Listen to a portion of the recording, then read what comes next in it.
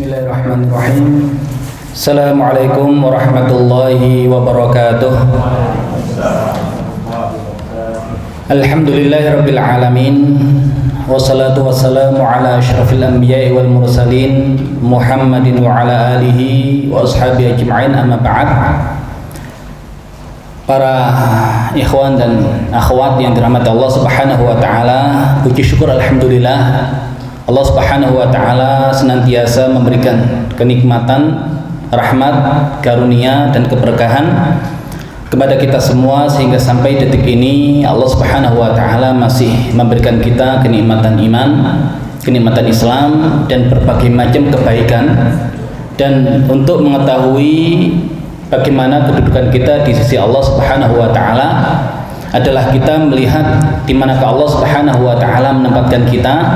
Dan ketika Allah Subhanahu wa taala menempatkan kita bersama orang-orang yang belajar Al-Qur'an, orang-orang yang mengkaji dan mendalami Al-Qur'an, maka semoga itu bukti kedudukan kita di sisi Allah Subhanahu wa taala, karena mereka yang mempelajari Al-Qur'an adalah seorang yang mulia, seorang yang baik.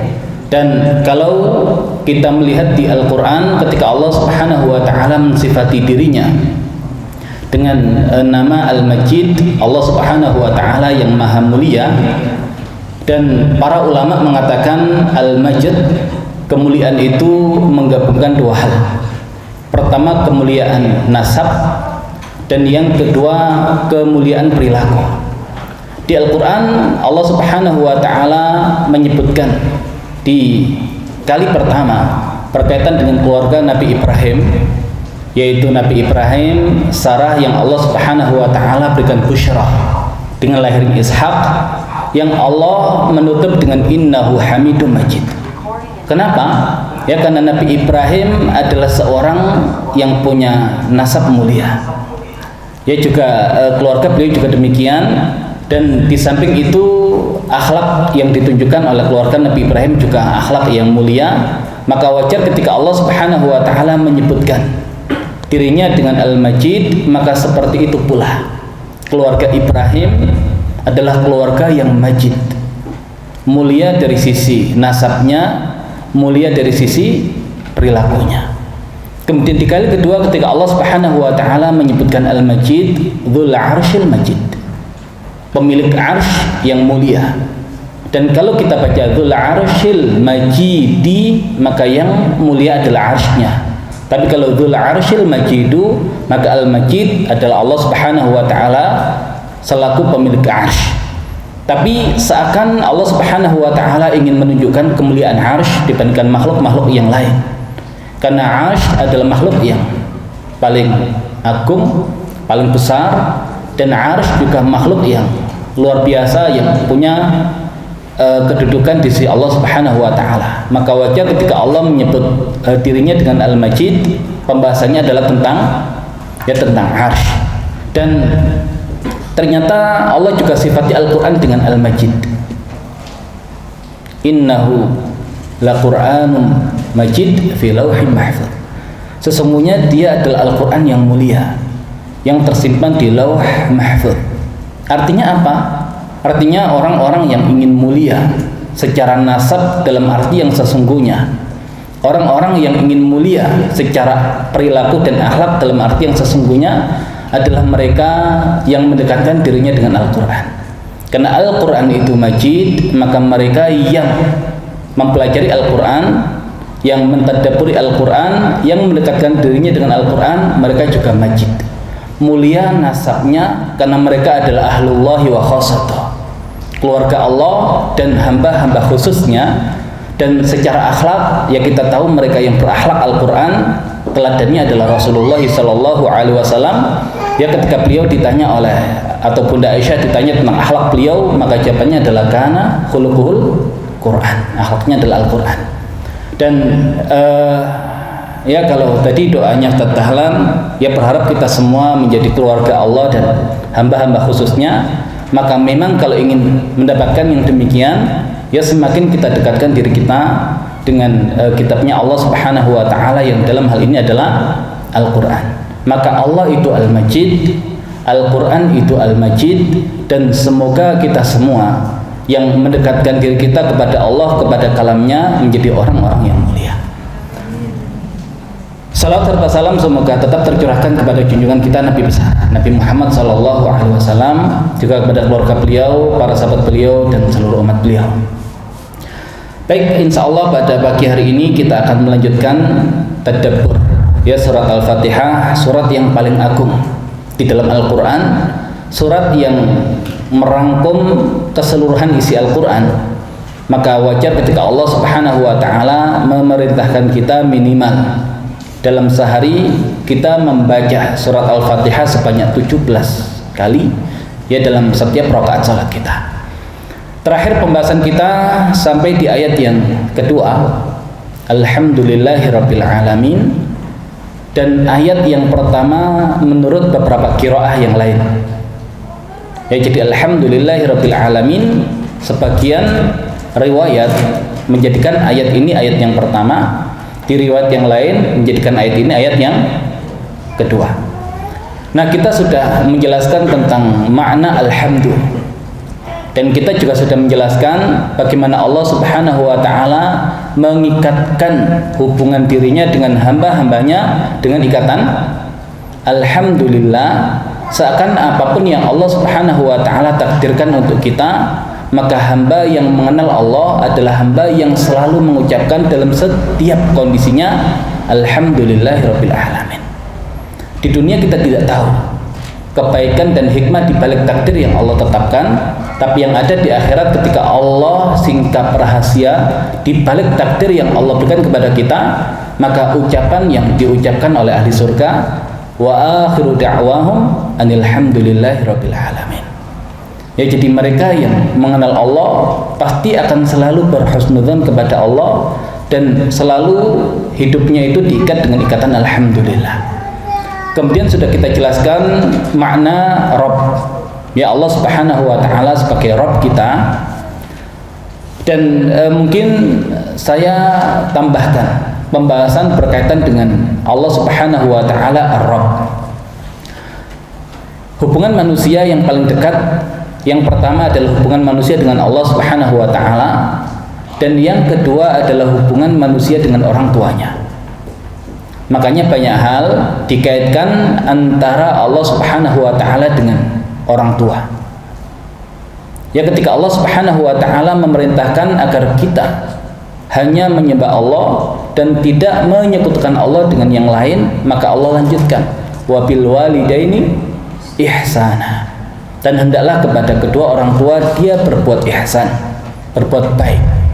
Di dalam hadis juga Nabi Muhammad SAW bersabda, ridallah fi ridal walidain wa sukhtullahi fi sukhtil walidain. Ridhonya Allah tergantung pada keridhaan kedua orang tua, dan murkanya Allah juga tergantung kepada murkanya kedua orang tua. Nah, kenapa Allah selalu mengkaitkan antara kemuliaan dirinya dengan kemuliaan kedua orang tua? Karena memang untuk memahami hubungan kita dengan Allah, kita baru akan paham kalau kita paham hubungan kita dengan orang tua kita. Makanya kalau kita tidak paham hubungan kita dengan orang tua kita, maka yang ada kita pun tidak akan paham hubungan kita dengan Allah Subhanahu wa Ta'ala. Di surat Al-Balad Allah Subhanahu wa Ta'ala memulai dengan sumpah, la uqsimu bihadzal balad wa anta hillum bihadzal balad wa walidi wa ma walad. La uqsimu bihadzal balad, aku bersumpah kata Allah, bihadzal balad, dengan negeri ini. Negeri mana? Ya, Makkah. Wa anta hillum bihadzal balad, dan engkau Muhammad tinggal di negeri ini. Ulama berbeda pendapat, mana yang lebih mulia, negeri Mekah atau negeri Madinah? Mana yang lebih mulia? Ya, sebagian mengatakan yang lebih mulia adalah Mekah. Kenapa? Karena di Mekah itu ada Masjidil Haram, di mana mereka yang sholat di Masjidil Haram pahalanya adalah 100.000 kali lipat dibandingkan sholat di masjid yang lain. Nah, adapun sholat di Masjid Nabawi yang ada di Madinah pahalanya hanya 1000 kali lipat dibandingkan dengan masjid yang lain.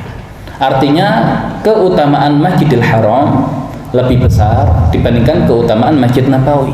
Maka Mekah itu lebih mulia dibandingkan Madinah. Tapi ulama yang lain mengatakan tidak, Madinah itu lebih mulia dibandingkan Mekah. Apa alasannya? Memang Masjidil Haram lebih utama dibandingkan Masjid Nabawi, tapi adanya jasad Nabi Muhammad SAW, pemimpinnya para nabi, manusia terbaik, bahkan makhluk Allah yang terbaik itu ada di Madinah. Maka dengan adanya jasad Nabi, maka Madinah itu lebih mulia dibandingkan tempat manapun di muka bumi, termasuk Mekah. Nah, tapi kalau Allah bersumpah demi negeri ini, yang engkau Muhammad tinggal di negeri ini, jadi Allah gabungkan dua kemuliaan, dua keutamaan, ya, keutamaan Makkah dan keutamaan keberadaan Nabi di dalamnya. Maka mana yang lebih mulia?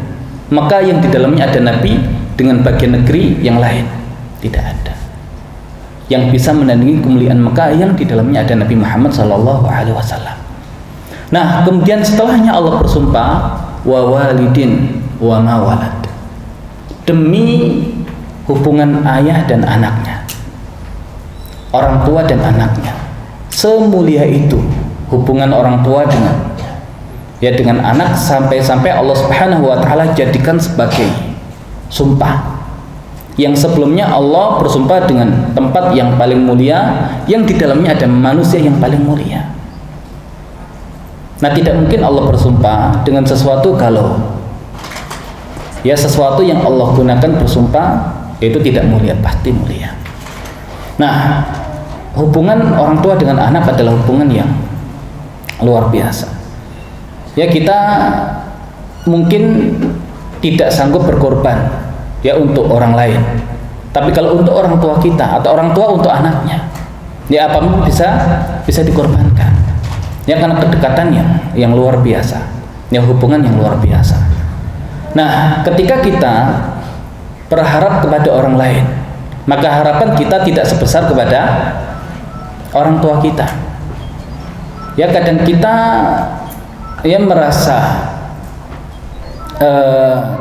cinta kepada orang lain, tapi cinta itu tidak melebihi cinta kita kepada orang tua kita. Nah, jadi artinya orang tua kita itu punya posisi yang spesial di hati kita. Nah, pengharapan kita besar pada orang tua kita.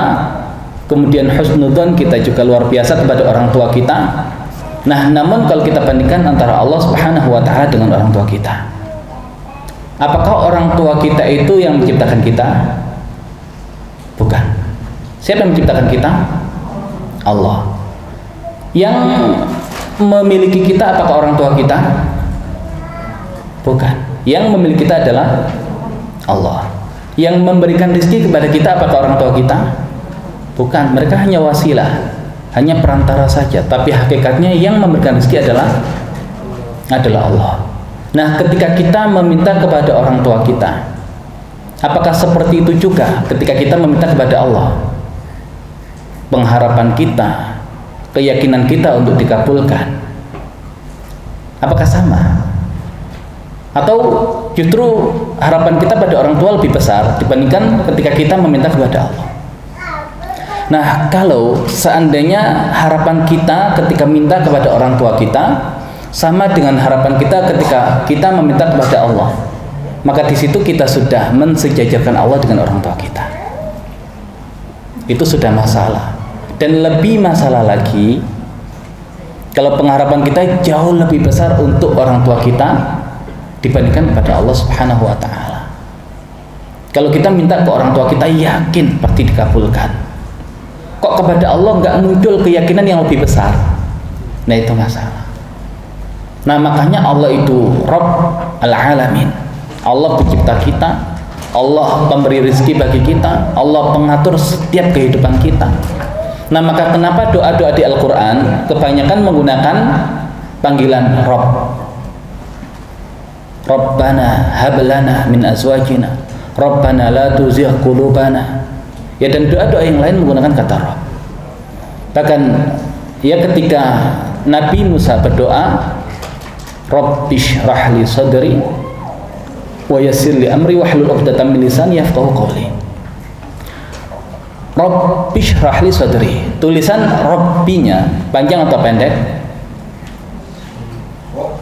Kalau kita baca seandainya Rabbi, setelah ba itu ada ya-nya Rabbi, kemudian yang ini ada hamzah wasal, ya hamzah wasal itu kan langsung nyambung. Ishrahli. Perhatikan Rabbish rahli. Tapi pertanyaannya, Rabbinya itu menggunakan ya atau tidak? Rabbish rahli sadri wa yassir li amri wahlul 'uqdatam min lisani yafqahu qawli. Ya surat Toha. Nah pertanyaannya, Rabbinya menggunakan ya atau tidak?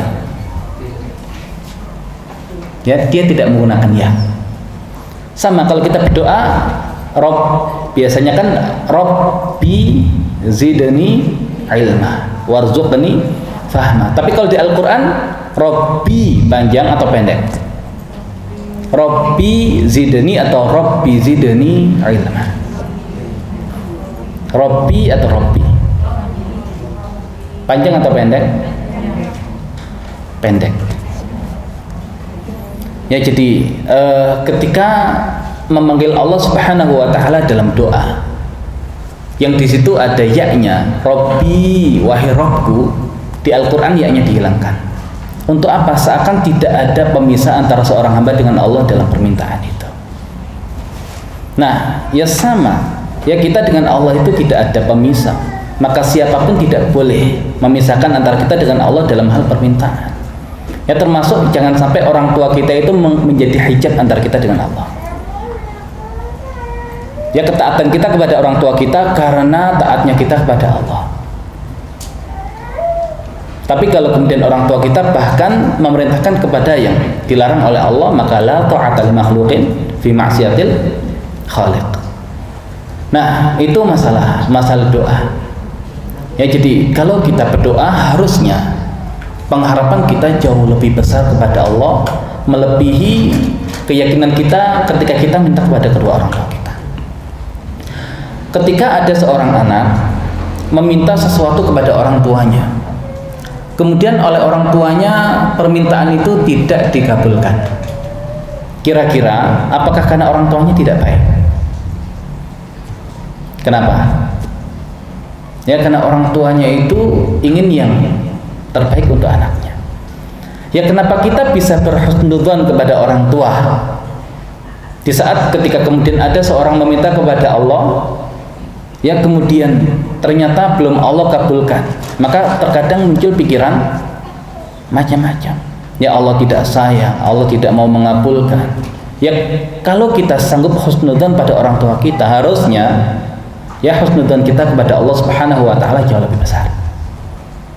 Ya, contoh yang lain, ketika ada seorang anak yang meminta kepada orang tuanya bahwasanya dia ingin masuk ke sekolah agama, ingin menjadi penghafal Al-Quran, ya kemudian ingin menjadi ahli agama, tapi kata orang tuanya jangan, ya tidak ada masa depan ya untuk orang yang hanya belajar agama. Ya, kamu belajar ilmu umum, nanti kamu menjadi dokter, ya insya Allah hidupmu akan bahagia. Nah, akhirnya permintaan anak itu ditolak oleh orang tuanya. Apakah orang tuanya nggak sayang pada anaknya? Sayang nggak? Sayang kan?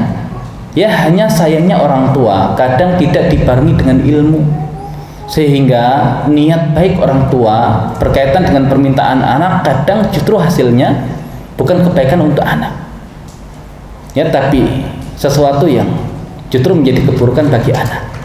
Padahal niatnya baik, tapi kalau Allah yang mengabulkan atau tidak mengabulkan, mungkin nggak Allah keliru dalam mengabulkan atau tidak? Nggak mungkin. Nah, makanya ya harusnya pengharapan kita kepada Allah Subhanahu wa taala itu melebihi ya pengharapan kita kepada orang tua kita. Nah, ini kalau ya para ikhwan ini yang mungkin pernah mengalami ya harus jauh dari orang tua, ya masuk ke pesantren misalkan, ya atau kemudian kuliah jauh dari orang tua, pernah nggak merasa sedih ketika jauh dari orang tua? Dan kalau sedih kenapa? Ya sedih nanti kalau jauh dari orang tua tidak ada yang mengurusi keperluan kita. Nah, perhatikan, seakan-akan kita memposisikan orang tua kita lebih penting bagi kita dibandingkan Allah Subhanahu wa taala. Apa kita tidak yakin Allah ngurus kita? Gitu ya. Nah, sama misalkan ya para ummahat yang menikah misalkan harus jauh dari kedua orang tua. Sedih nggak? Milih orang tua atau suami? Ya mau tidak mau ya harus ikut suami. Nah, tapi sebetulnya untuk menghibur itu, tapi ini sudah lama. Ya, kalau sudah lama itu insya Allah nggak ngefek. Ini untuk yang baru, misalkan anak yang kalau dia ikatannya dengan Allah sangat kuat, bahkan ditaruh di pesantren, taruh di tempat manapun nggak ada masalah. Ya selama aku dekat dengan Allah, ya itu sudah cukup. Karena nggak boleh ada yang melebihi Allah dibandingkan yang lain. Nah, makanya kalau sudah bisa punya hubungan yang dekat seperti itu dengan Allah, ya maka untuk berkorban bagi Allah itu akan sangat mudah dilakukan. Bukan hanya harta, bahkan nyawa. Bayangkan, ya sahabat dahulu ketika berperang, apakah mereka tidak rindu dengan keluarga yang ada di rumah? Ya dengan istrinya, dengan anak-anaknya. Ya dengan menempuh perjalanan yang sangat jauh di malam yang kemudian dingin. Kenapa mereka tidak rindu untuk pulang? Ya karena tujuan mereka adalah Allah Subhanahu wa taala. Sama, kenapa para istri itu kemudian sanggup ya berpisah dengan suaminya, merelakan suaminya untuk berjihad misalkan, yang belum tentu suaminya itu kembali. Ya karena tadi yang paling utama adalah Allah Subhanahu wa taala. Tidak boleh ada yang lain yang menjadi penghalang antara diri kita dengan Allah Subhanahu wa taala. Nah, maka seseorang yang mengenal Allah Subhanahu wa taala pasti hidupnya akan dipenuhi dengan ungkapan alhamdulillah. Dan dia tahu Allah itu Rabb, dan Rabb itu adalah hubungan yang paling dekat ya antara manusia dengan Khaliqnya, dengan penciptanya, bahkan melebihi dengan yang lain.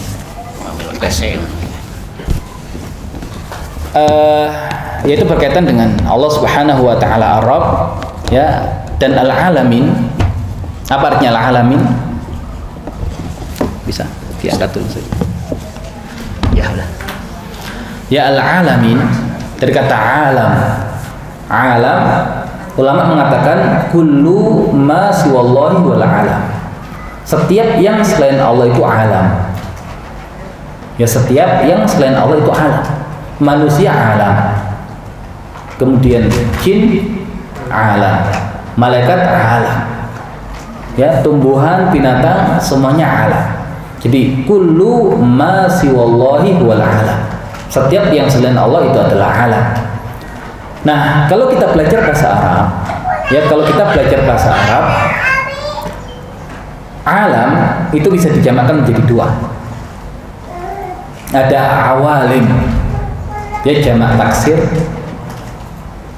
Ada alamun atau nanti alamin, itu jamak mudzakkar salim. Bedanya apa? Kalau jamak taksir masuk di dalamnya makhluk-makhluk yang berakal, yaitu manusia dan jin, ya juga benda-benda mati lainnya. Tapi kalau jamak mudzakkar salim hanya berlaku untuk yang berakal saja, manusia dan jin. Nah, al-alamin jamak mudzakkar salim atau jamak taksir? Dia mudzakkar salim. Tapi ulama mengatakan al-alamin adalah mulhaq bi jam'il mudzakkar as-salim. Dia mulhaq, diikutkan hukumnya kepada jamak mudzakkar salim.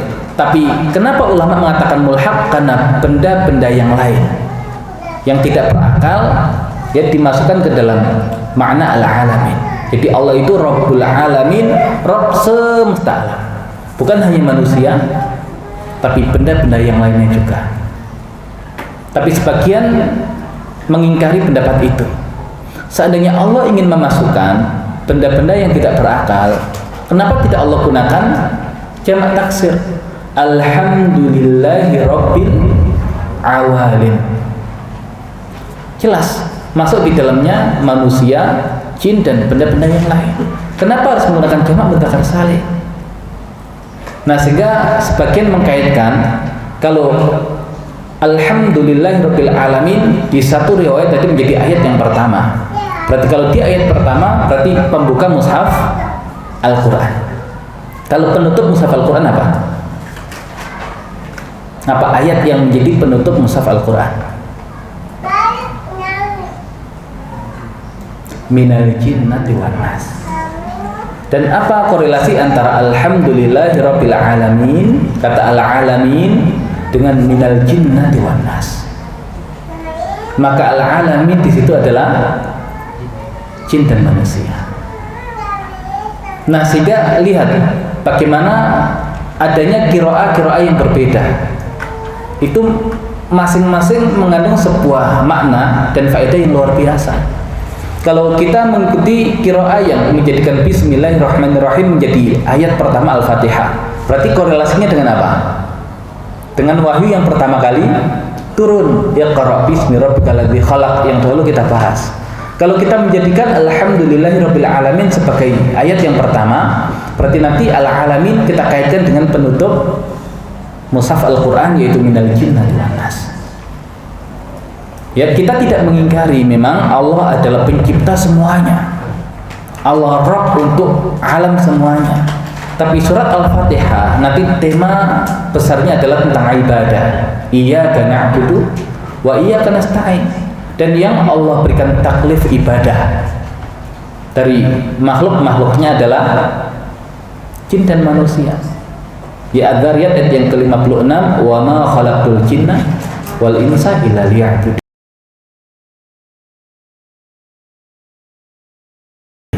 Dan tidaklah aku ciptakan jin dan manusia melainkan agar mereka beribadah kepadaku. Baik, itu Rabbul Alamin. Nah, kemudian masuk ayat yang berikutnya, Ar-Rahmanir Rahim. Di ayat yang pertama adalah ada Bismillahirrahmanirrahim. Di ayat yang ketiga juga ada Ar-Rahmanir Rahim. Apakah Ar-Rahmanir Rahim di ayat yang ketiga faedahnya sama seperti Ar-Rahman Ar-Rahim di ayat yang pertama? Sama atau beda? Ya, harusnya beda. Kalau kemudian sama, ya kalau kita katakan sama, ya kenapa ya sampai Allah ulang kalau faedahnya sama? Padahal karakter Al-Quran itu sesuatu yang tidak perlu disebut, nggak perlu disebut, saking ringkasnya redaksi Al-Quran itu. Makanya sebagian ulama mengatakan yang dimaksud dengan ijaz itu adalah ijazul ijaz. Ijaz itu ringkas, tapi kalau ringkasannya ringkasan itu mukjizat. Ya, ringkas sekali Al-Quran. Ya, contohnya ketika Allah Subhanahu wa taala berfirman, wa yuridu syaitanu an yudhillahum dhalalan ba'ida. Dan syaitan itu ingin menyesatkan mereka dengan kesesatan yang jauh. Menyesatkan hasilnya apa? Ya, contohnya misalkan belajar hasilnya pelajaran. Kalau mengajar hasilnya pengajaran. Nah, gitu. Nah, kalau menyesatkan hasilnya kesesatan atau penyesatan. Kalau sesat hasilnya kesesatan.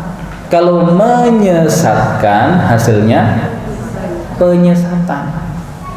Nah, di ayat itu dikatakan dan syaitan itu ingin menyesatkan mereka dengan kesesatan yang jauh. Harusnya kan dengan penyesatan yang jauh, bukan dengan kesesatan. Lah, kok nggak cocok? Nah, itu mukjizatnya Al-Quran. Aslinya kalimatnya itu dan syaitan itu ingin menyesatkan mereka dengan penyesatan yang jauh dan mereka tersesat dengan kesesatan yang jauh. Tapi cukup ya kemudian disebut menyesatkan, kemudian hasilnya kesesatan, nah itu kalimat yang sangat ringkas. Ya, kalimat yang sangat ringkas. Nah, karena setan itu yang memang pekerjaannya menyesatkan. Jangan salahkan setan. Memang kerjanya menyesatkan. Kalau tidak menyesatkan, bukan setan, pensiun dia. Sama, ya kalau ada maling kok nyolong, emang kerjanya, ini dasar maling, nyolong, ya emang nyolong.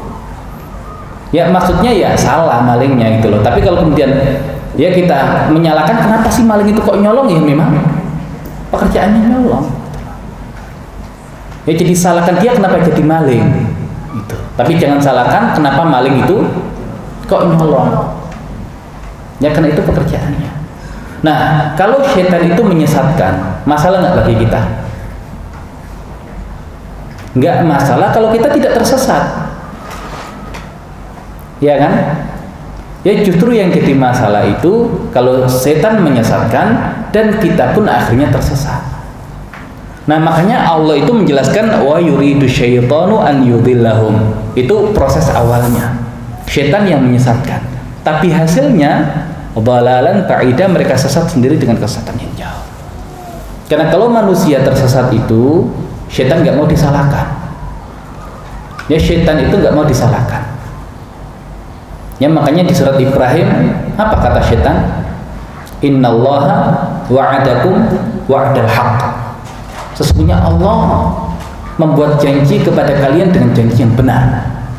Wa wa'adtukum fa akhlaftukum, tapi aku berjanji kepada kalian tapi aku ingkari janjiku. Makanya jangan suka berjanji dan mengingkari. Kayak siapa? Kayak setan. Ya kemudian setan melanjutkan wa ma li 'alaikum min sultanin illa an da'awtukum fastajabtum li. Dan tidaklah aku punya kekuatan, punya sultan atas kalian kecuali aku hanya mengajak kalian dan kalian sambut ajakanku itu. Fala talumuni walumu anfusakum. Maka jangan celah aku, tapi celahlah diri kalian sendiri. Ya, jadi setan itu hanya ngajak, salah yang diajak. Ya salah yang diajak kok mau gitu. Nah makanya manusia tidak punya alasan di hadapan Allah dengan berdalih setan kok yang ngajak. Iya masalahnya kenapa kamu mau? Makanya setan itu memang pekerjaannya menyesatkan, tapi ya manusia jangan sampai tersesat. Dan ulama juga mengatakan, kenapa sih setan itu kok menyesatkan, tapi setelahnya manusia itu tersesat dengan sendirinya? Ya karena setan itu kalau sudah ada manusia yang tersesat, itu setan itu nggak sanggup mengalahkan manusia yang tersesat itu. Ya karena manusia itu lebih cerdas dibandingkan jin. Setan kan kebanyakan dari bangsa jin, dan manusia itu lebih cerdas. Makanya kecerdasan manusia itu kalau sudah sesat itu lebih sesat daripada setan. Ya. Makanya seakan setan mengatakan, wahai manusia saya nggak sanggup lagi ngikuti kamu, dah jalan sendirilah. Itu saking sesatnya manusia. Ya. Karena ya bosnya setan, iblis, nggak pernah mengaku dirinya Tuhan, tapi ada manusia yang mengklaim dirinya Tuhan. Ana rabbukumul a'la, aku adalah Rabb kalian yang paling tinggi. Ma alimtu lakum min ilahin ghairi, saya nggak tahu ada Tuhan selain diriku bagi kalian. Siapa? Fir'aun. Ya jadi lebih pintar mana? Ya dan bahkan ketika orang-orang Quraisy itu membuat rencana untuk membunuh Nabi Muhammad SAW, ya duduk di tempat khusus di Darun Nadwa, itu orang-orang pilihan. Dan ada iblis yang dia menampakkan wujudnya sebagai laki-laki tua yang ikut duduk di tempat itu. Ya kemudian ada yang membuat ide, gimana kalau Muhammad kita bunuh? Jangan. Ya kalau dibunuh nanti keluarganya bisa nuntut balas itu. Ya kalau begitu kita usir saja. Oh jangan. Ya kata iblisnya, kalau diusir, yaitu nanti dia bisa menyusun kekuatan dan bisa membahayakan kalian. Oh kalau gitu kita penjara saja, jangan. Itu nanti kalau sampai pengikutnya itu marah, oh bisa bahaya juga. Terus gimana? Nah akhirnya yang punya ide adalah Abu Jahal, yang disebut oleh Nabi Fir'aunu hadhil ummah, Fir'aunnya umat ini. Ya idenya Abu Jahal kalau begitu, ya sudah kita bunuh, tapi bunuhnya itu bareng-bareng. Jadi setiap perwakilan kabilah itu mengirimkan orang, dan nanti bunuhnya bareng-bareng, kan repot keluarganya Muhammad, mau balas yang mana? Dia harus berhadapan dengan semuanya. Kata iblis, oh benar ini. Nah pertanyaannya, lebih pintar mana Abu Jahal dengan iblis? Ya makanya manusia itu kalau sesat itu sesat banget. Ya sesat banget. Nah di situ berarti kita tahu Al-Quran itu saking ringkasnya, maka kalau ada ayat yang diulang, nggak mungkin sekedar penegas. Ya nggak mungkin sekedar penegas, pasti ada maksud yang lain. Ya ada faedah yang lain. Ya coba terjemahkan, innamal a'malu binniyat wa innamal likulli imri'in ma nawa. Sesungguhnya amalan itu, nah kita terjemahkan tergantung dengan niatnya. Dan sesungguhnya seseorang tergantung apa yang dia niatkan. Apa bedanya kalimat pertama dengan kalimat kedua? Oh kalimat kedua hanya penegas. Nah, ulama mengatakan al-aslu fil jumlah at-taksis. Hukum asal kalimat itu taksis, berdiri sendiri. Makanya innamal a'malu binniyat, sesungguhnya amalan itu disertai dengan niat. Jadi informasinya itu adalah setiap amal pasti ya disertai dengan niat. Baru wa innamal likulli imri'in ma nawa, dan bagi masing-masing orang tergantung apa yang dia niatkan. Nah, kalimat pertama faedahnya penjelasan kalau amalan disertai dengan niat. Faedah kedua dari kalimat yang kedua adalah seseorang dibalas sesuai dengan apa yang dia niatkan. Berarti masing-masing berdiri sendiri, tidak ada pengulangan. Nah, sehingga ada kaidah la tikrara fil Qur'anil Karim. Tidak ada pengulangan di dalam Al-Qur'an. Terlebih surat Al-Fatihah itu rangkuman dari surat-surat yang lain yang ada di Al-Qur'an. Kalau sampai Allah ulang 2 kali Ar-Rahman dan Ar-Rahim, pasti ada sesuatu di situ. Ya ada sesuatu. Dulu di ayat yang pertama apa faedahnya? Kenapa ketika kita membaca Bismillah kok ada Ar-Rahman dan Ar-Rahim? Apa faedahnya? Ya karena seakan Ar-Rahman Ar-Rahim yang akar katanya adalah Rahmah adalah nama Allah yang mewakili nama-nama yang lain. Jadi tidak perlu kemudian kita baca Bismillahirrahmanirrahim ketika ingin belajar, Bismillahirrahmanirrahim ketika ingin bekerja. Ya cukup kita baca Bismillahirrahmanirrahim mewakili nama-nama Allah Subhanahu wa taala yang lain. Ya karena bukti kita itu terikat dengan rahmatnya Allah bahkan mulai di alam rahim. Iqra bismi rabbikal ladzi khalaq, khalaqal insana min 'alaq. Kenapa fase yang disebutkan adalah fase 'alaq, fase menggantung? Ya karena fase menggantung itu adalah ketika manusia menggantung pada rahmatnya Allah berupa rahim ibu. Di alam rahim saja gantung pada rahmatnya Allah, maka di alam dunia jangan pernah sampai lepas dari rahmatnya Allah. Maka apapun aktivitasnya tempelkan nama Ar-Rahman Ar-Rahim. Di alam kubur juga butuh rahmatnya Allah, dan di alam akhirat untuk masuk surga juga butuh rahmatnya Allah. Di samping itu, kalau kalian sudah beramal dan amal kalian sudah bernilai ibadah karena ditempeli dengan Bismillah, jangan pernah menuhankan amal kalian, tapi jadikan amal kalian itu wasilah untuk mendapatkan rahmatnya Allah yang dengannya kita masuk surganya Allah. Karena amal kita itu tidak sebanding dengan surga yang Allah sediakan. Kok bisa Allah masukkan kita padahal amal kita tidak sebanding? Karena rahmatnya Allah.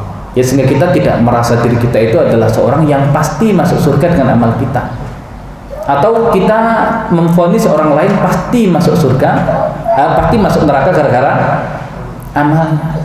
Yang kita vonis bukan orangnya, kita boleh memvonis perbuatannya. Kalau perbuatan itu maksiat boleh, bahkan wajib kita ingkari.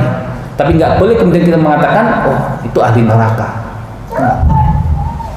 Ya berarti kita menghukumi orang, bukan menghukumi perbuatan. Padahal akhir hidup orang itu kita nggak tahu. Ya akhir hidup orang kita nggak tahu. Ya makanya kata sahabat mulia Abdullah bin Mas'ud, kalau kalian mencari teladan carilah teladan dari orang yang sudah mati. Siapa? Ya para sahabat. Karena kalau sudah mati kita tahu akhir hidupnya. Ya kita tahu akhir hidupnya. Makanya kadang kita itu terlalu ngefans dengan orang yang masih hidup. Sampai punya anak dinamakan dengan ya seseorang yang kita kagumi itu. Padahal kita nggak tahu akhir hidupnya seperti apa. Ya kadang nggak nunggu akhir hidup.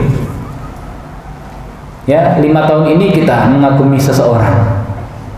5 tahun berikutnya, wah buru-buru gitu misalkan. Nah sudah langsung berubah. Ya makanya kata Abdullah bin Mas'ud, ya kagumi orang yang sudah meninggal. Makanya kalau ngasih nama anak, ya kasih nama para sahabat atau para nabi misalkan. Jangan yang orang-orang yang kita kagumi yang masih hidup, kita nggak tahu akhir hidup mereka. Itu bisa jadi kezaliman kita pada anak kita kalau ternyata ya orang yang kita kagumi itu akhir hidupnya berubah. Ya dulu ketika ada banyak yang mengidolakan penulis ya tentang mukjizat Al-Quran dan Sunnah. Siapa? Yang berasal dari Turki. Ya Harun Yahya. Bagaimana kondisinya sekarang? Ya dengan semua kontroversinya. Ada yang mengatakan oh kayaknya sudah beda orang deh itu. Tapi kan kita nggak bisa menghukum itu juga gitu. Nah intinya ya kita tidak bisa mengetahui akhir hidup seseorang. Ya termasuk diri kita. Ya makanya ada adalah tetap ya berusaha meminta agar Allah kuatkan kita. Ya Allah kokohkan dalam agamanya. Ya. Nah baik itu berkaitan dengan Ar-Rahman Ar-Rahim di ayat yang pertama. Kalau Ar-Rahman Ar-Rahim di ayat yang ketiga, apa beda Ar-Rahman dan Ar-Rahim? Dulu pernah kita jelaskan. Kalau Ar-Rahman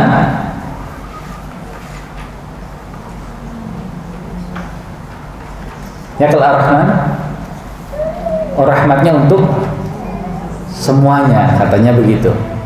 Kalau Ar-Rahim khusus untuk orang yang beriman. Nah, walaupun secara bahasa kalau Ar-Rahman berasal dari wazan fa'lan yang maknanya apa? Bisa penuh, bisa kosong. Sudah kita jelaskan atau belum? Ya kadang umat itu nyatet tapi lupa sama yang dicatat itu. Ya saking ya sibuknya mengurusi umat. Ya karena ummahat itu satu akar kata dengan umat, dengan umat itu satu akar kata. Ya makanya kemudian dari umat itu lahir imam. Makanya doa Rabbana hablana min azwajina wa dzurriyyatina qurrata a'yun waj'alna lil muttaqina imama. Wahai Rabb kami, anugerahkan kepada kami pasangan-pasangan kami dan keturunan kami menjadi penyejuk mata dan jadikan kami bagi orang-orang bertakwa imamah, sebagai imam, sebagai pemimpin. Nah ujungnya adalah pemimpin. Dari siapa? Dari masyarakat yang bertakwa. Kapan lahir masyarakat yang bertakwa? Kalau anak-anaknya sudah menjadi anak-anak yang qurrata a'yun. Kapan anak-anak jadi menjadi qurrata a'yun? Kalau para istri itu sudah menjadi qurrata a'yun. Ya ibu mereka sudah menjadi qurrata a'yun. Maka nggak mungkin akan terlahir imam yang baik kalau ummahnya belum baik, dan mustahil lahir ummah yang baik kalau belum baik. Maka baiknya umat itu tergantung pada kebaikan ibunya. Nah makanya itu saya memaklumi kalau nyatet kemudian lupa karena tadi urusannya itu umat, yang diurus itu umat. Tapi kalau ini para ayahnya itu ya puru-puru nyatet gitu kan, datang aja alhamdulillah ya. Nah kalau bapak-bapak tuh nyatetnya langsung di hati, langsung praktek amal. Nah itu hebatnya laki-laki itu begitu ya, karena saya dulu kuliah juga nggak pernah nyatet, tapi saya cari istri itu yang 1 semester gitu. Ya kalau di Libya itu ya kalau untuk akhwatnya belajar di gedung yang lain tapi masih nyambung pakai layar.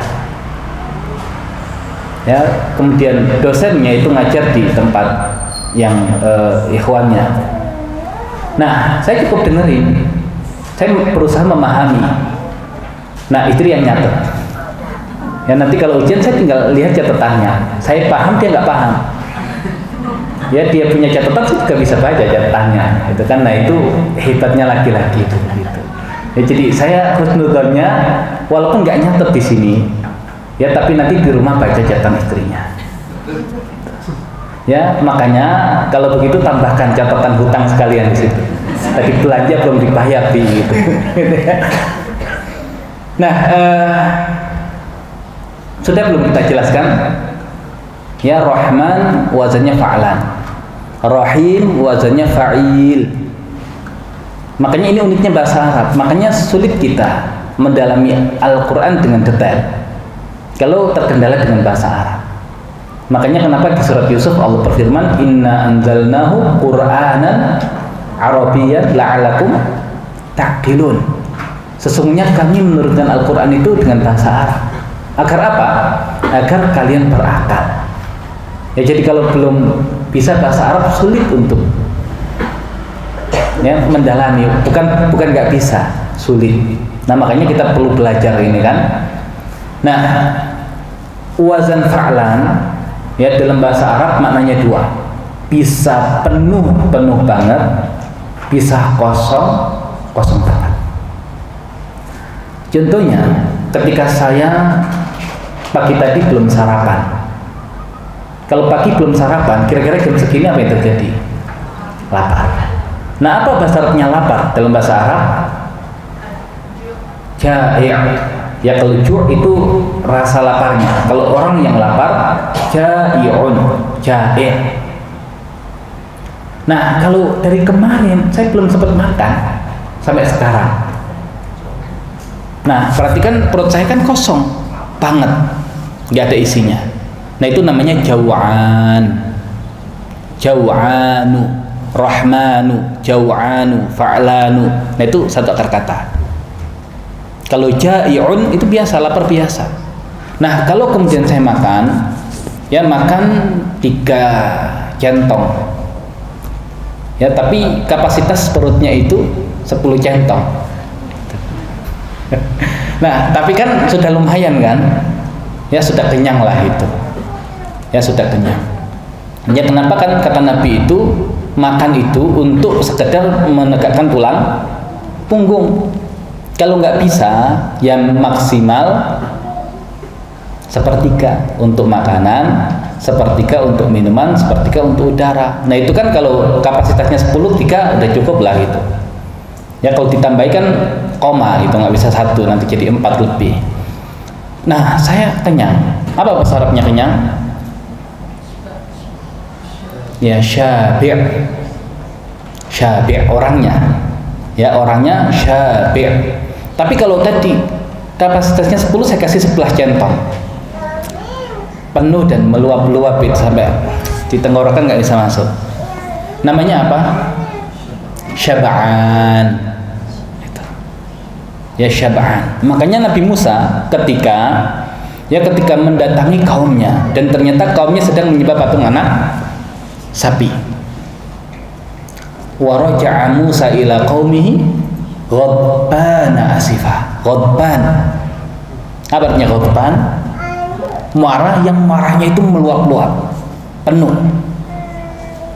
Kalau ghadib itu sekedar marah, tapi kalau ghadban itu marahnya. Ya, makanya sampai saudaranya saja Nabi Harun ditarik jenggotnya itu. Ya, karena saking meluapnya. Nah, maka Rahman berarti rahmat Allah yang penuh, saking penuhnya itu meluap-luap. Dan luapan rahmat Allah itu tidak hanya dinikmati oleh yang beriman saja.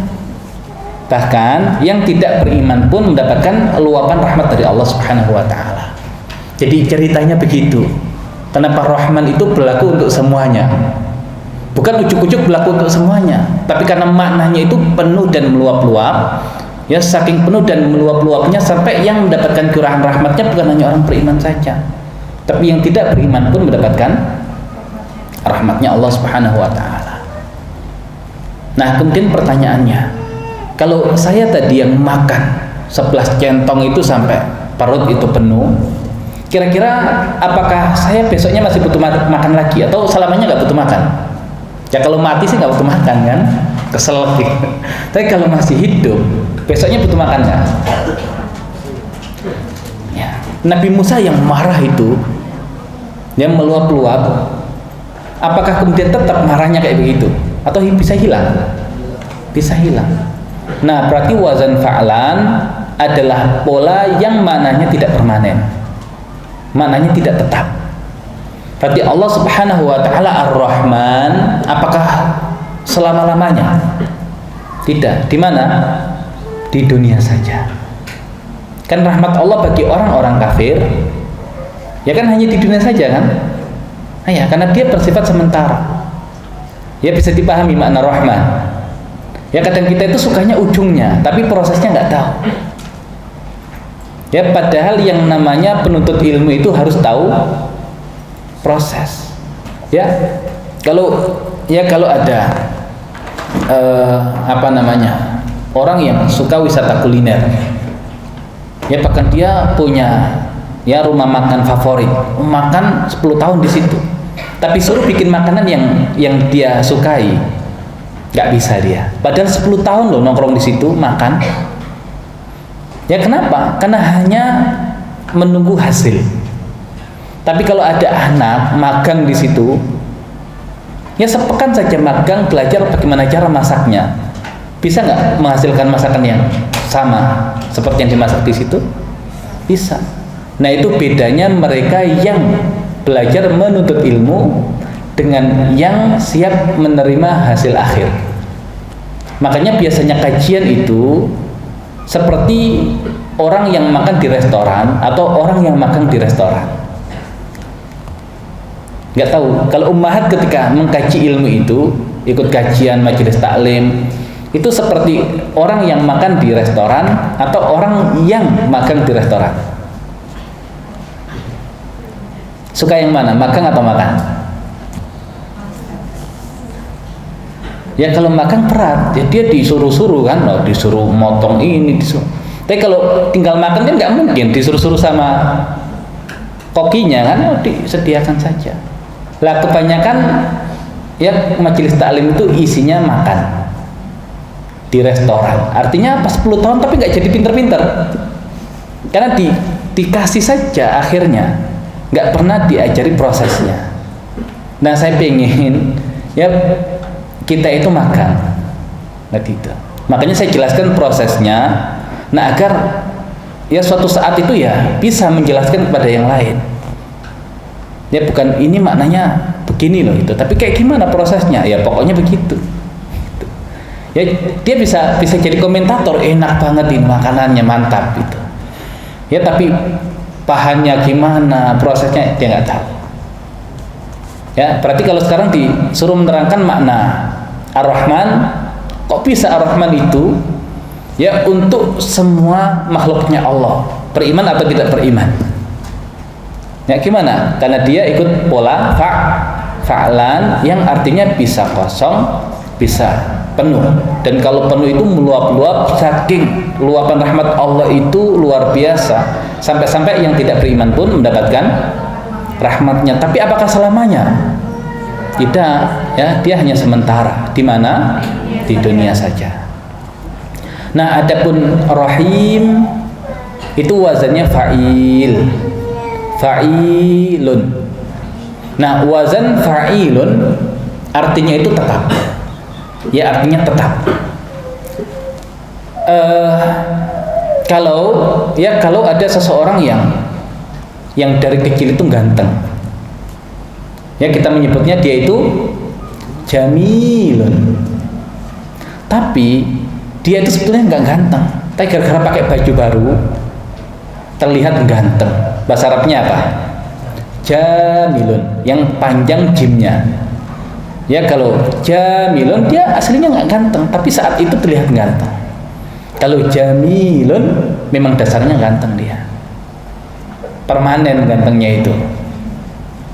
Nah makanya kalau ada ummahat yang dipuji oleh suaminya, oh kamu itu jamilah, Jamilah. Ya, itu kalau kita terjemahkan tumben cantik. Iya. Tapi kalau jamilah, oh kamu itu selalu cantik.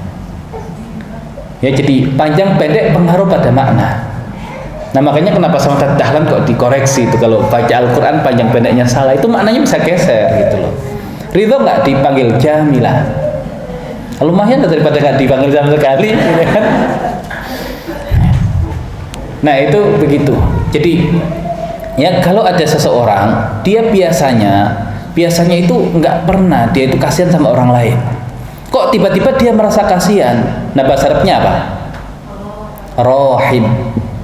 Tapi kalau dia memang bawaannya itu suka ibah, kasihan sama yang lain, nah itu rohim. Orang itu biasanya pelit, ini tumben ngasih donasi, itu namanya karim. Tapi kalau biasa donasi, karim. Nah itu. Nah, makanya Rahim itu nama Allah Subhanahu wa taala yang bersifat tetap. Ya, tetap permanen. Ya, tapi ini khusus untuk orang yang beriman. Ya, di dunia ataupun di akhirat. Itu makna yang pertama. Memang ada perbedaan pendapat, ya ada. Nah, ada yang mengatakan Rahman itu adalah yang rahmatnya itu memang melekat pada dirinya. Tapi kalau Rahim, ya Rahim itu rahmatnya baru muncul ketika ada objeknya. Ya, contohnya gini. Mungkin kita nggak ada apa-apa itu kemudian muncul rasa kasihan. Nggak ada apa-apa. Kenapa kok nangis? Kasihan. Kasihan apa? Nggak tahu, pokoknya kasihan aja. Berarti mengasihani dirinya sendiri dia. Nggak, tapi ya makanya Allah itu Rahman. Ya, kaitannya dengan diri Allah sendiri, zatnya Allah. Yang memang Allah itu memiliki sifat rahmah, tidak terikat dengan objek tertentu. Tapi kalau Rahim itu membutuhkan objek. Jadi Allah Ar-Rahman berkaitan dengan Allah, Allah Ar-Rahim, Rahimnya berkaitan dengan makhluk-makhluknya. Ngerti maksudnya? Nah, bisa nggak kita mensifati diri kita dengan Rahman? Nggak bisa. Bisa nggak kita mensifati diri kita dengan Rahim? Bisa. Makanya nama Ar-Rahman itu khusus untuk Allah. Tapi nama Ar-Rahim untuk Allah dan untuk makhluk-makhluknya. Ya, contohnya Nabi kita. Bil mu'minina raufur rahim. Nah, disifati dengan rahim Nabi kita itu. Manusia bisa yang mempunyai sifat rahim, tapi nggak mungkin ya dia disifati dengan Rahman. Karena kasih sayang yang ada pada manusia itu adalah kasih sayang yang terikat dengan objek. Bahkan ada objeknya saja kadang belum tentu muncul sifat rahmat. Ya, ada orang lihat pengemis, muncul rasa rahmah, kasihan. Temennya lihat pengemis itu biasa saja, karena tahu itu nggak nggak buta beneran, itu nggak pincang beneran. Yang karena kita nggak tahu, kita kasihan sama dia. Yang teman kita nggak kasihan. Nah, padahal objeknya sama, tapi bisa jadi ya rahmatnya beda. Ya, makanya Rahim itu adalah sifat penyayang yang dia kaitannya dengan objek. Nah, berarti ini menunjukkan kesempurnaan sifat Allah Subhanahu wa taala. Allah zatnya memiliki rahmat tanpa terikat dengan objek. Berarti sepanjang waktu. Dan Allah pun berkaitan dengan makhluk-makhluknya, Allah pun memiliki rahmat. Nah, ini makna yang kedua. Sama atau beda dengan yang tadi? Yang pertama kan kalau Ar-Rahman untuk semuanya. Kalau yang ini lebih kaitannya dengan Allah itu sendiri. Kalau Rahim kaitannya dengan objek yang dirahmati, yaitu makhluknya. Pendapat yang ketiga mengatakan Ar-Rahman kan tadi bersifat apa? Sementara, yang dia mirip dengan fi'il, kata kerja. Tapi kalau Ar-Rahim bersifat tetap. Dia mirip dengan isim. Nah, ini seperti penggabungan fi'il dan isim. Ya, penggabungan fi'il dan isim. Kalau kita baca surat Al-Kafirun, Nabi Muhammad SAW ketika menafikan dirinya untuk menyembah sesembahannya orang-orang Mekah, beliau gunakan isim dan fi'il. Apa ayatnya? La a'budu ma ta'budun. Pakai la a'budu, pakai fi'il. Kemudian di ayat yang selanjutnya nanti, wala ana abidum ma abadtum, pakai wala ana abidun, pakai isim. Nah, tapi ketika beliau menafikan orang-orang Mekah tidak menyembah Allah Subhanahu wa taala menggunakan wala antum abiduna ma a'bud. Terulang berapa kali? 2 kali. Dua-duanya menggunakan isim. Mana yang lebih kuat penafiannya? Isim gabung fi'il atau isim dengan isim? Nah, yang lebih kuat itu isim dan fi'il. Ya, contohnya begini. Fulan itu pemarah banget. Dengan fulan itu pemarah yang sedang marah. Nah, pertanyaannya, fulan yang pemarah kuadrat, apakah tiap harinya isinya marah-marah? Dia pemarah, tapi apakah tiap waktu dia marah-marah? Kan tidak, kan? Tapi kalau saya mengatakan fulan itu pemarah sedang marah, nah berarti dia memang sedang marah dan sifatnya pemarah. Ada orang sedang marah tapi dia bukan pemarah, berarti hanya fi'il saja, ya kan? Ada orang itu pemarah tapi tidak sedang marah, isim saja. Mau kita sifati isim berapapun, ya intinya dia pemarah, tapi bisa jadi tidak sedang marah. Tapi kalau pemarah yang sedang marah, ya sifatnya pemarah, yang dilakukan marah. Itu komplit berarti. Itu komplit. Ya, makanya ketika Allah Subhanahu wa taala mensifati dirinya dengan memberi petunjuk, Allah gunakan kata hadin isim, juga yahdi fi'il. Berarti sifat memberi petunjuk bagi Allah Subhanahu wa taala itu bersifat tetap. Ya, karena ada isim, ada fi'il. Maka Allah itu sang pemberi petunjuk yang memberi petunjuk. Tapi Allah juga mensifati dirinya dengan menyesatkan.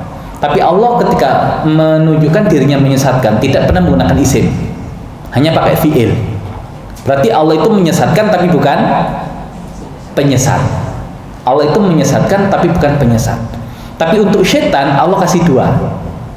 Dia penyesat dan dia juga menyesatkan. Nah, emang kerjaannya tadi ya dia sifatnya penyesat, kerjaannya menyesatkan. Ya, kalau nggak menyesatkan berarti bukan syaitan gitu. Nah, begitu. Jadi seakan Allah ingin menunjukkan tentang kesempurnaan sifat Allah. Allah itu Ar-Rahman, yang seakan aktivitasnya itu memberikan rahmat. Dan Allah itu Ar-Rahim, yang sifatnya itu memang merahmati. Jadi lengkap. Yang milih mana? Datang ke rumah orang yang bukan dermawan, tapi dia sedang mendermakan hartanya, atau datang ke seorang dermawan yang sedang tidak mendermakan hartanya. Milih yang mana? Kita butuh donasi nih. Yang pertama, dia bukan dermawan loh, tapi nggak apa-apa, yang penting dia sedang donasi kan. Daripada ke dermawan tapi dia nggak sedang donasi gitu. Tapi tidak donasinya dermawan itu tidak menghilangkan sifat kedermawanannya. Tapi bayangkan ya, kalau ada orang ketiga dermawan yang sedang mendermakan hartanya, milih yang mana? Nah, yang ketiga itu. Dan Allah itu Ar-Rahman Ar-Rahim, lengkap di situ berarti. Nah, bisa dipahami. Nah, itu makna yang ketiga. Ya, jadi dibalik Ar-Rahman Ar-Rahim tadi, Ar-Rahman makna pertama dia dari wazan fa'alan tadi itu. Ya, berkaitan dengan seluruh makhluk tapi tidak bersifat tetap.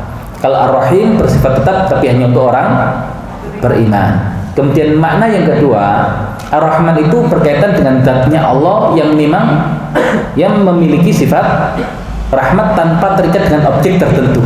Tapi kalau Ar-Rahim, ya Allah munculkan berkaitan dengan rahmatnya Allah kepada makhluknya. Yang sifat ini juga ada pada diri manusia. Nah, yang ketiga, penggabungan Ar-Rahman dan Ar-Rahim untuk menunjukkan kesempurnaan. Karena sifat yang tidak bersifat tetap dan sifat yang bersifat permanen, kalau digabungkan itu menunjukkan setiap waktu. Setiap waktu itu Allah merahmati dan Allah pun sebagai ya sang pemberi rahmat. Baik. Nah, ketika pembahasan tentang Ar-Rahman, kalau kita ikut pendapat Ar-Rahman itu maknanya adalah penuh. Ya, maknanya adalah penuh yang dia bersifat tetap. Kenapa Allah Subhanahu wa taala memunculkan pembahasan hari kiamat munculnya dengan nama Ar-Rahman? Ya, contohnya di akhir surat An-Naba. Ya, yauma yaqumur ruhu wal malaikatu shaffa la yatakallamuna illa man adzina lahur rahman wa qala shawaba. Ya, yang akhir nanti dari surat An-Naba, wa yaqulul kafiru ya laitani kuntu turaba. Nah, pembahasan tentang hari kiamat katanya Ar-Rahman itu hanya berlaku di dunia. Kok buktinya Allah gunakan kata Ar-Rahman untuk tema akhirat? Berarti Ar-Rahman di dunia saja atau di akhirat juga? Nah, Allah itu Ar-Rahman untuk orang kafir di dunia dan di akhirat. Di dunia dengan nama yang mengandung rahmat yang sangat penuh, tapi beda dengan di akhirat. Karena di wazan fa'alan itu mengandung dua makna, kebalikan, penuh dan kosong. Berarti Allah Ar-Rahman untuk orang kafir di akhirat apa? Kosong, nggak ada apa-apa. Makanya surat An-Naba itu isinya prank bagi orang kafir. Ya, mereka kan berharap ketika amal mereka tidak cukup untuk membantu mereka ya keluar dari neraka, ya maka mereka melihat Allah datang dengan menggunakan nama Ar-Rahman. Oh, seperti dulu di dunia kita mendapatkan rahmatnya Allah, maka Allah Ar-Rahman, jangan-jangan Allah masih penuh nih rahmatnya sehingga kita mendapatkan rahmatnya dan terhindar dari siksa neraka. Tapi yang ada apa? Kosong. Yang kosong. Dan kira-kira lebih sakit mana? Di awal tahu Allah itu nggak ngasih rahmat, dengan berharap dengan harapan yang tinggi tapi nggak ada. Ya, kalau suami tidak pernah menjanjikan, ya misalkan ya tiap bulan itu ngasihnya berapa? Ya, ini bukan buat keluarga, ini buat istrinya, terserah mau buat apa itu. Gitu ya. Nah, biasanya tiap bulan dikasih 2 juta misalkan. Cukup nggak? Enggak, ini bukan buat urusan rumah. Urusan rumah sudah dikasih lagi. Ini buat terserah, buat jalan kayak buat apa terserah itu. Buat menjajannya istri. Ya. Nah, itu dikasih 2 juta gitu. Nah, kemudian suaminya bulan depan ya dapat rezeki banyak nih itu. Oh, istrinya menduga jangan-jangan dinaikkan nih, ada kode nih, kayaknya 10 juta deh bulan depan. Nah, sudah berharap begitu, ternyata di bulan depan itu ya dikasih sama. Kira-kira bagaimana respon istri? Ya, kan gak ada yang dikurangi, kan sama kan? Ya. Lah kenapa harus kemudian marah gitu? Ya tadi karena sudah ada harapan, sudah ada bayangkan kan, oh, nanti 10 juta itu bisa beli gitu. Nah gitu, makanya kalau orang kafir tahu Allah itu tidak ngasih rahmat ke mereka, sudah, mereka nggak berharap nikmati siksa neraka itu. Tapi kalau kemudian mereka berharap Allah kasih rahmat karena muncul dengan nama Ar-Rahman, tapi ketika sudah berharap begitu tinggi harapannya kosong. Nah itu kemudian seakan dijatuhkan sejatuh-jatuhnya mereka. Itu siksaan tersendiri. Gitu ya. Nah, ya makanya sebetulnya nanti saling melengkapi antara Ar-Rahman yang sifatnya meluap-luap atau kosong, ya, dan juga Ar-Rahman itu yang memang dia menjadi nama yang khusus untuk Allah Subhanahu wa taala. Dan Ar-Rahman dengan Ar-Rahim ketika digabungkan menunjukkan kesempurnaan rahmat Allah Subhanahu wa taala. Kalau kita ikut pendapat pada umumnya, alhamdulillahirabbil alamin Ar-Rahman. Berarti Ar-Rahman itu kaitannya dengan Allah sebagai Rabb al-alamin. Berarti untuk semua. Kalau Ar-Rahim Malik Yaumiddin.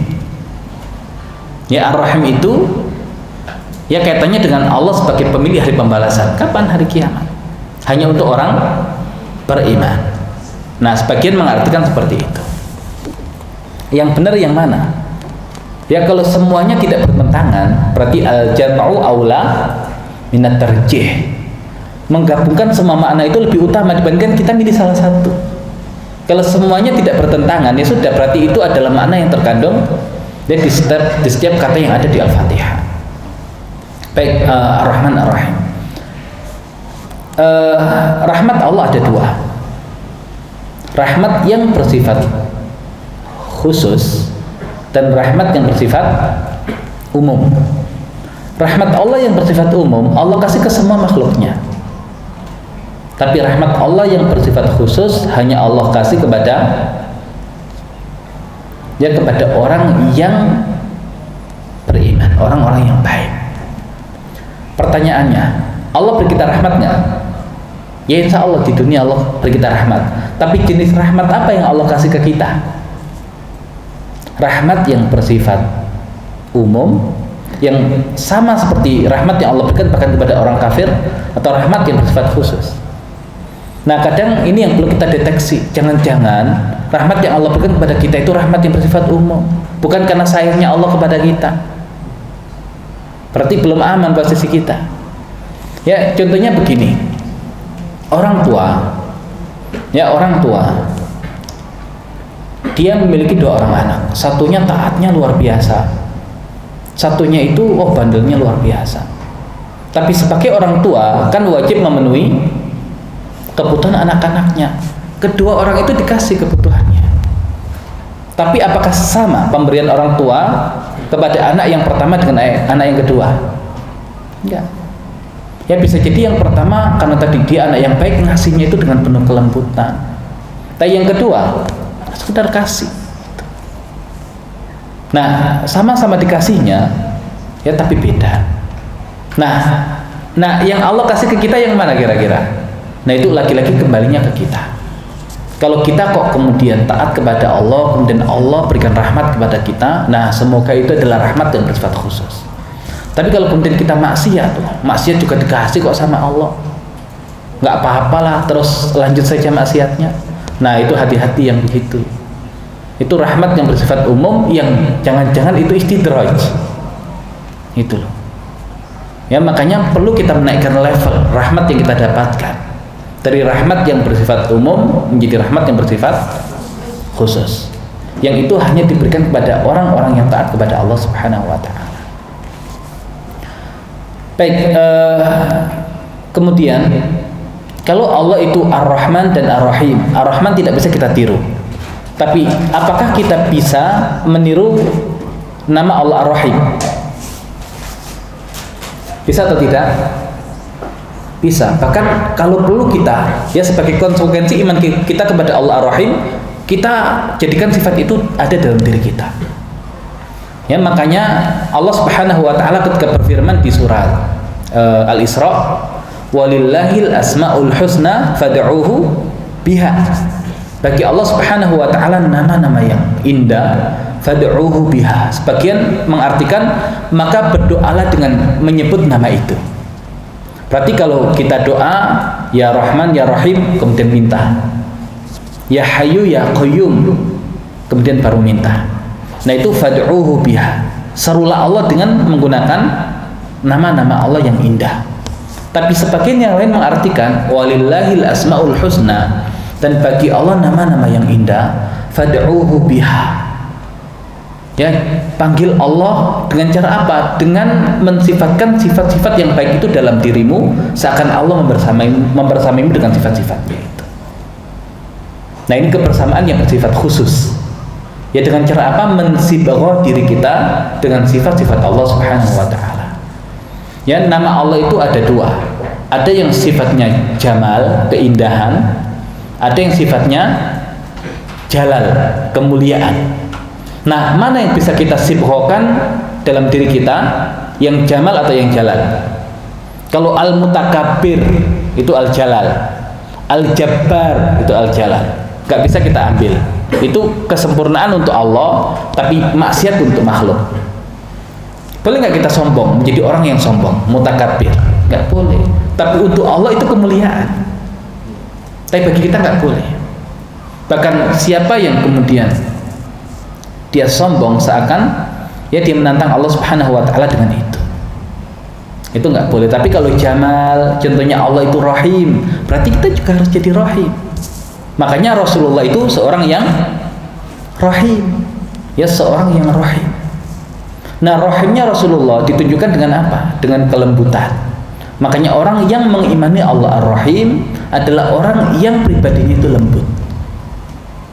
Ya, orang yang pribadinya lembut.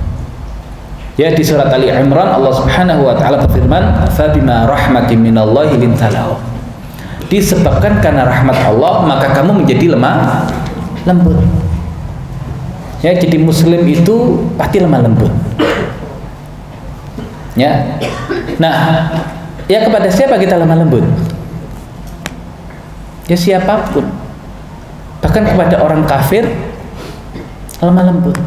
Ya, bukan kemudian lemah lembut itu kita mentolerir kesesatan dia, tidak. Ini masalah ya amaliyah yang zahir saja. Kan Nabi Musa dengan Nabi Harun, idhaba ila fir'auna innahu tagha. Pergilah kalian berdua kepada Fir'aun karena dia melampaui batas. Faqula lahu qawlan layyina la'allahu yatadzakkaru aw yakhsha. Dan katakan kepada Fir'aun itu perkataan yang lembut. Ya, semoga dia mendapatkan petunjuk, mendapatkan pelajaran atau memiliki rasa khasyah. Nah, sehingga ukurannya adalah kalau orang itu kepada orang kafir yang ngaku Tuhan saja, ya dia lemah lembut, apalagi kepada orang kafir yang tidak ngaku Tuhan. Nah, pada orang kafir yang tidak ngaku Tuhan saja lemah lembut, apalagi kepada saudara ya sesama muslim. Kepada saudara sesama muslim saja lemah lembut, apalagi kepada keluarga dan kerabat. Kepada keluarga dan kerabat saja lemah lembut, padahal mereka tidak tinggal bersama kita, apalagi yang tinggal bersama kita. Makanya Nabi mengatakan khairukum li ahlihi wa ana khairukum li ahli. Sebaik-baik kalian adalah yang paling baik buat keluarganya, dan aku adalah yang paling baik buat keluargaku. Kalau orang itu dengan keluarganya keras, mungkin nggak dia lembut kepada orang lain? Mungkin, tapi itu kamuflase, bukan sifat sebenarnya. Lah, sama keluarganya saja tega kok dia kasar, apalagi kepada yang lain. Nah, tapi kalau kemudian dengan keluarganya dia lemah lembut, insya Allah kalau dia lembut di luar itu memang sifat dia. Jadi untuk melihat karakter kita itu, kita lihat sikap kita kepada keluarga kita. Ya, kita mengenal ibu-ibu itu santun, lembut gitu ya. Ngajari muridnya itu wah, sabar luar biasa. Ngajari anaknya marah-marah gitu. Nah, berarti itu kamuflase, bukan sifat sesungguhnya. Ya, tapi kalau kepada anaknya dia sesabar itu seperti dia ngajar anak orang lain. Nah, itu berarti sifat beneran itu lembut beneran. Kayak begitu nggak kita? Nah, berusaha. Ya, makanya ada namanya takhalluk, ada namanya akhlak. Kalau takhalluk itu baru proses menuju akhlak, baru usaha. Ya, tapi kalau akhlak, ya khuluk itu sudah sifat yang melekat. Itu sudah permanen di dalam diri dia. Nah, makanya akhlak orang Islam itu dibangun di atas fondasi keimanan kepada Allah. Ya, setiap nama Allah yang indah itu mengandung potensi untuk menghadirkan akhlak. Ya, menghadirkan akhlak. Makanya kalau orang kok akhlaknya zahirnya baik, tapi tidak didukung dengan keimanan yang baik, itu bukan akhlak yang sesungguhnya. Nah makanya akhlak orang Islam itu bersifat tetap. Kenapa? Karena pondasinya itu iman kepada Allah. Kenapa kita menjadi lemah lembut? Karena kita berusaha menghadirkan ya sifat Allah Ar-Rahman dalam diri kita sebagai bentuk keimanan kita kepada Allah Ar-Rahim. Ya jadi akhirnya melihat apapun kita lemah lembut, nggak keras. Nah itu yang diharapkan. Tapi apakah orang yang sayang itu nggak boleh keras? Boleh, boleh. Kalau sebabnya adalah kasih sayang, bukan kebencian. Makanya boleh nggak ngukum anak? Boleh. Boleh nggak ngukum anak itu pas lagi marah? Enggak. Yang ada apa? Nah itu balas dendam, bukan menghukum. Yang ada ketika dihukum malah marah. Ya bukan kebaikan yang dihadirkan. Nah makanya kalau menghukumnya dengan rahmat, nah ya ayah sama bunda nggak mau hukum kamu, tapi ini kan perjanjian kita. Kalau yang salah ya dihukum, ya yang salah dihukum. Nah sehingga ya akhirnya anak itu dihukum, tapi dia tahu ayahnya itu nggak pengen hukum, ibunya nggak pengen hukum. Itu konsekuensi dari kesalahan dia. Benci nggak dia sama orang tuanya? Nggak. Makanya para sahabat kalau dihukum Nabi nggak ada yang benci dengan Nabi.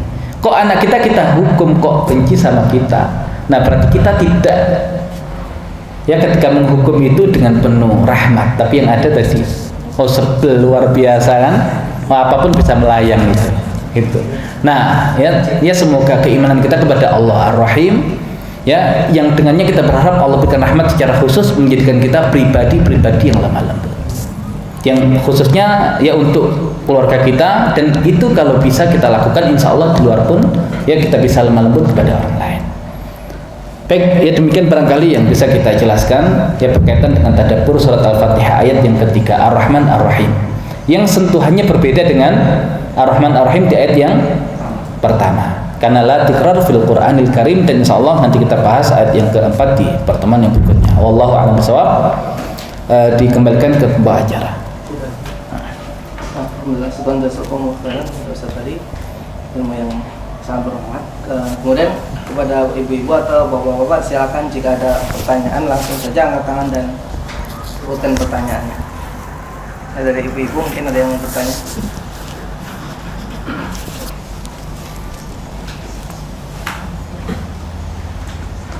Baik, silakan Om Mahat.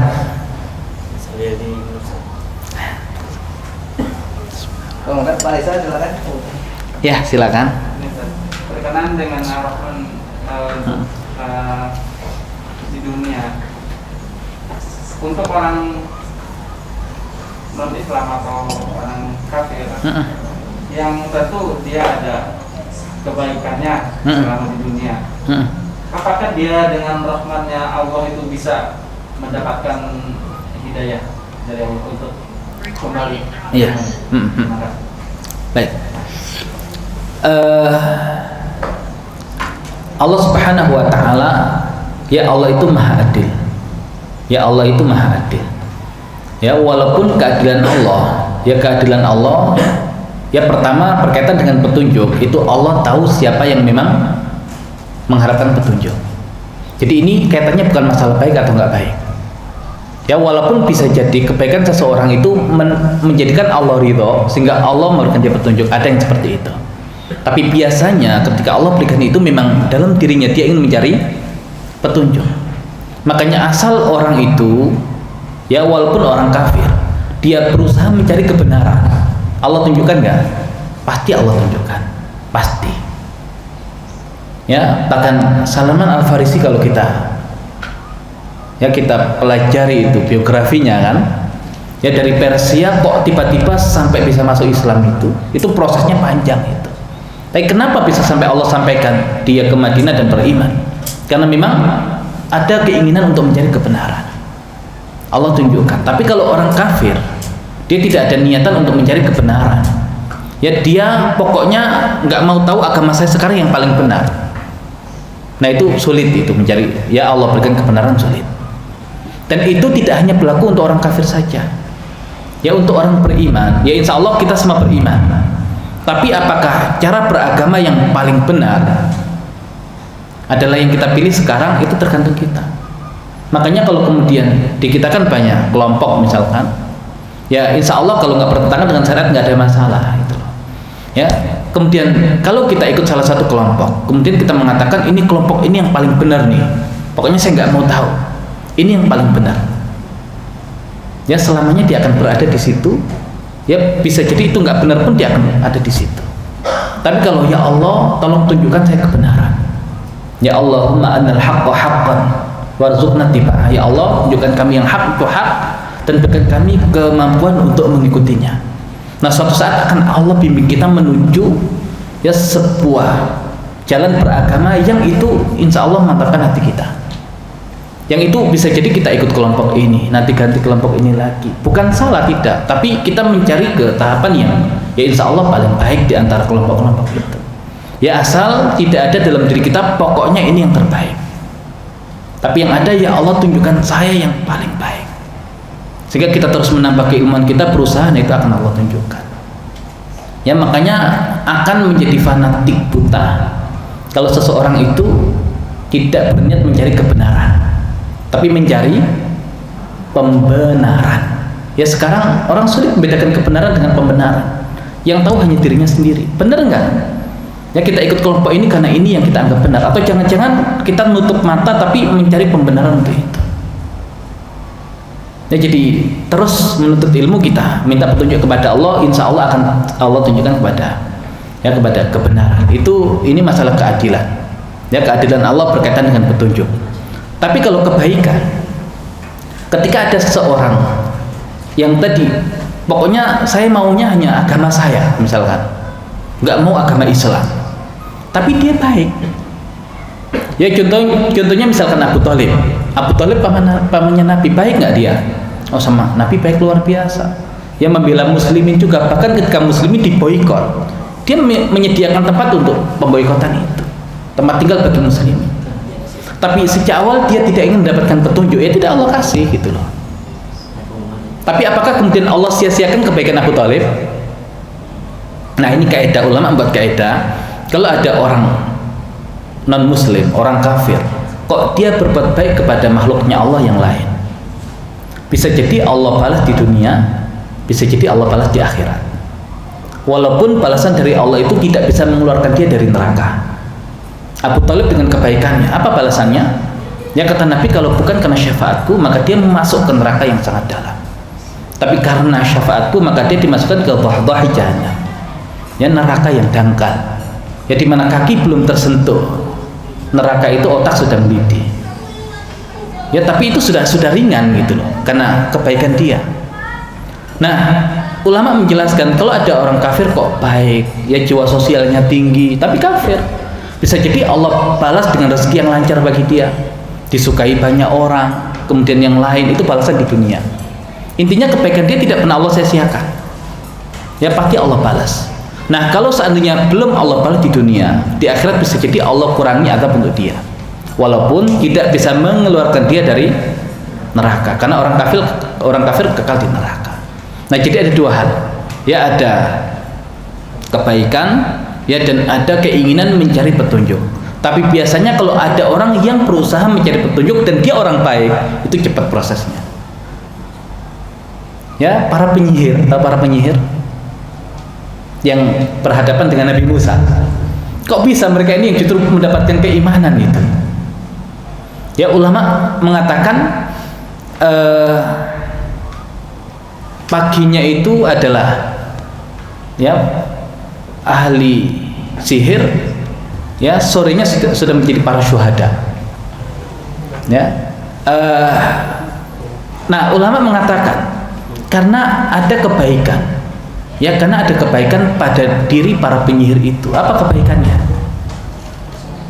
Ya jadi ketika awalnya Nabi Musa mengingatkan mereka, la taftaru 'ala Allahi kadziba fa yushitakum bi'adzab.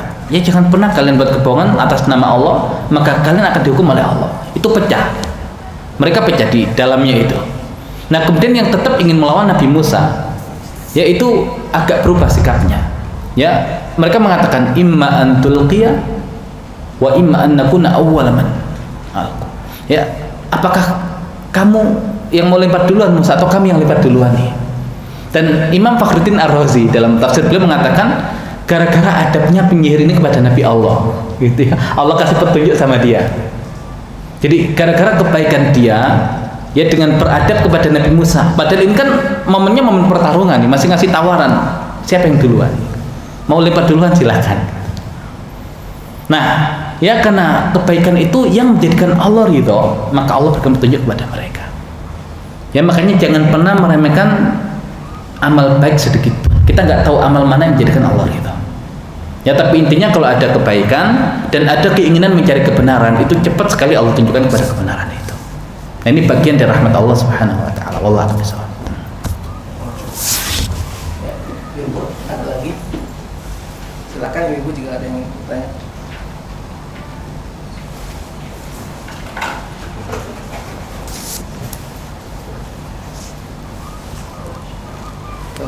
Boleh saya bertanya, Ustaz? Silakan. Ini saya ada kontradiksi ya di pikiran saya. Yang pertama tentang ketika seorang membaca Bismillah agar berindah ibadah itu orang membaca Bismillah. Yeah. Dan kedua tentang hadis tentang niat bahwa kalau kita yang beribadah juga harus niat karena Allah. Nah, apa dengan membaca Bismillah itu sudah termasuk meniatkan karena Allah? Iya. Baik.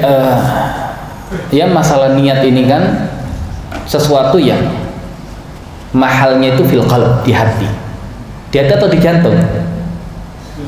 Di jantung. Ya, di perasaan lah itu hati. Nah, niat ya tempatnya di hati.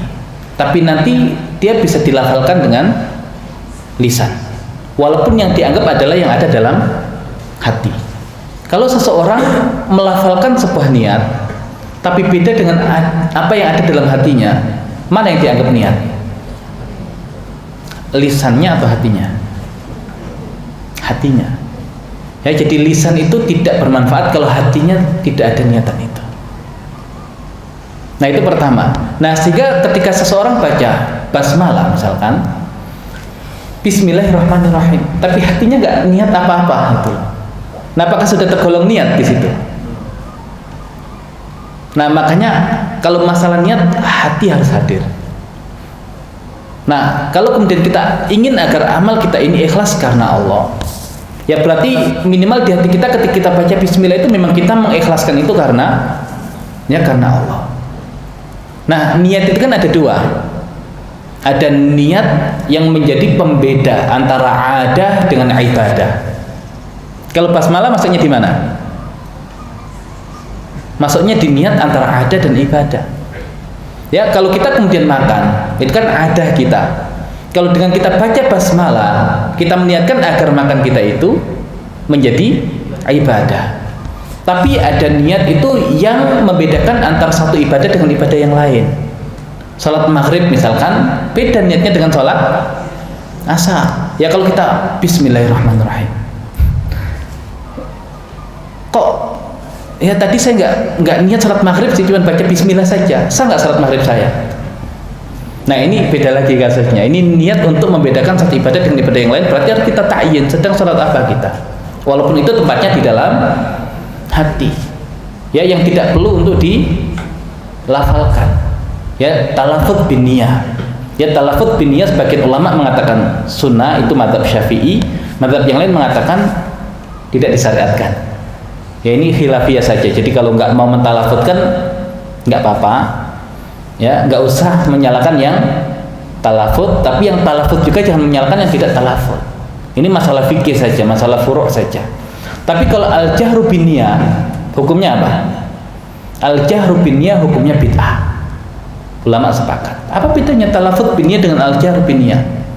Talafut itu ya sekedar melafazkan dengan lisan. Kalau jahr itu keras, mengeraskan niat. Nah, enggak ada keharusan mengeraskan niat. Ulama hanya mengatakan at-talafut bin niyah. Ya misalkan, ya kalau saya mazhab Syafi'i ini, ya salat asar, kemudian saya lafadzkan usolli, ya misalkan salat al-asar, ya nggak keras, dengan cukup saya mendengar, dapat sunahnya nggak? Menurut mazhab Syafi'i dapat talafut bin niyah. Tapi kalau kemudian kayaknya belum dapat sunah nih, usolli gitu ya, pokoknya sampai satu masjid dengar gitu. Nah itu namanya al-jahru bin niyah. mengeraskan niat. Ulama mengatakan yang begini itu bid'ah. Bahkan yang mengatakan talafut itu sunnah, tapi kalau ini jahr itu bid'ah. Ya, ini kadang tidak dipahami. Oh, enggak kok katanya sunnah. Yang sunnah itu menurut Syafi'i at-talafut biniyah, bukan al-jahru biniyah. Nah, kalau basmalah itu lebih cocoknya tadi masuk di model niat yang pertama, membedakan antara adat dengan ibadah. Nah, ketika kita baca bismillah, terselip gak dalam hati kita niat untuk ibadah? Kalau terselip ya sudah. Kalau belum terselip, ya itu sekedar omongan tanpa makna. Ya mungkin dapat barokahnya lah, tapi kalau kemudian dapat utuh ya harusnya tidak. Nah, makanya kenapa kita harus paham apa yang kita baca. Nah, itu karena antara yang kita baca dengan hati kita biar sinkron. Nah, ketika kaitannya dengan yang di lafaz saja sih nggak ada masalah, paham nggak paham. Tapi kalau kaitannya dengan yang ada di hati, kalau niat kan tempatnya di hati, berarti harus ada itu di hati. Nah, contohnya apa? Saya baca Al-Fatihah nih, dari awal sampai akhir bacaan saya benar, tapi saya nggak paham artinya di hati saya. Sah nggak salat saya? Sah. Ya karena yang diperintahkan qiraah, walaupun jelas nggak ada rohnya gitu loh. Tapi apakah sah salat saya? Sah. Karena bacaan di lisan. Tapi kalau niat di hati, maka dia nggak cukup di lisan saja. Berarti hati harus ada poin niatnya itu. Termasuk ketika baca basmalah. Bisa dipahami? Allah bisa. Next. Ada yang lain? Tahu cukup?